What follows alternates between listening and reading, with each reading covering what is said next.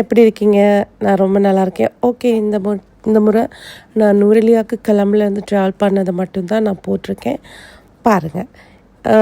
So இங்கே இருக்கிற வெயிலுக்கு அங்கே போயிருக்கிறது ரொம்பவுமே நல்லாயிருக்கும். நாங்கள் 11th தான் போயிருந்தோம். ஸோ சரியான மாதிரி டிராஃபிக் ரோட்லேயே கிட்டத்தட்ட நிறைய ஹவர்ஸ் போயிட்டுருக்கு. மார்னிங் 7க்கு புறப்பட்டது, அங்கே போய் சேர 3 to 4 மாதிரி ஆயிடுச்சு. அவ்வளோ நேரம் ரோட்டில் தான் இருந்தோம்.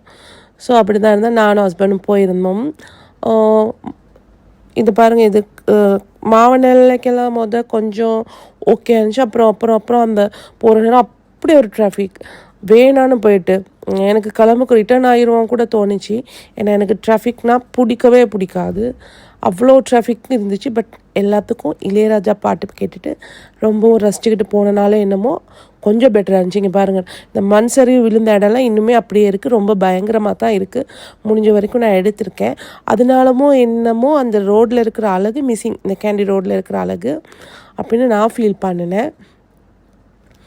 உங்களுக்கும் நீங்கள் போயிருந்தால் அதை கண்டிருப்பீங்க. இந்த கேண்டி ரோட்லனால யாருக்கு அப்படி ஃபீல் ஆச்சுன்னு எனக்கு தெரியலை. பட் எனக்கு அப்படி தான் ஃபீல் ஆச்சு. பட் என்ன சொன்னாலும் அங்கே இருக்க கூல் கிளம்புல எவ்வளோ ஏசியை போட்டாலும் வராது. அந்த நேச்சர் அது கிடைக்காது. நானால் இங்கே எப்படி வேர் பண்ணுவோன்னா அதே ட்ரெஸ்ஸஸ் தான் நான் அங்கே போட்டுட்டு இருந்தேன். இதுன்னு சொல்லி வேறு எந்த உடுப்புங்களும் நான் எடுத்துகிட்டு போகல. இந்த பாருங்கள், அந்த மிஸ்ட்டு அந்த மாதிரி எப்படியுமே 1, 2க்கெல்லாமே என்னது மிஸ்ட் வந்துடுது. அப்படி வந்துட்டு அது நைட்டுக்கு ரொம்பவுமே கூதலாக இருக்குது.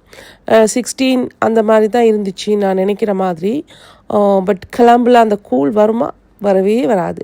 முடிஞ்ச அளவுக்கு நான் அந்த அந்த கிளைமேட்டை நான் என்ஜாய் பண்ணினேன். அது நல்லாவே இருந்துச்சு, போய் சொல்ல வேணாம். திரும்பவும் இப்போ வேணும்னு கேட்குது இங்கே இருக்கிற ஹீட்டுக்கு. ஓகே, தேங்க்யூ ஃபார் வாட்சிங் த வீடியோ. பாய்.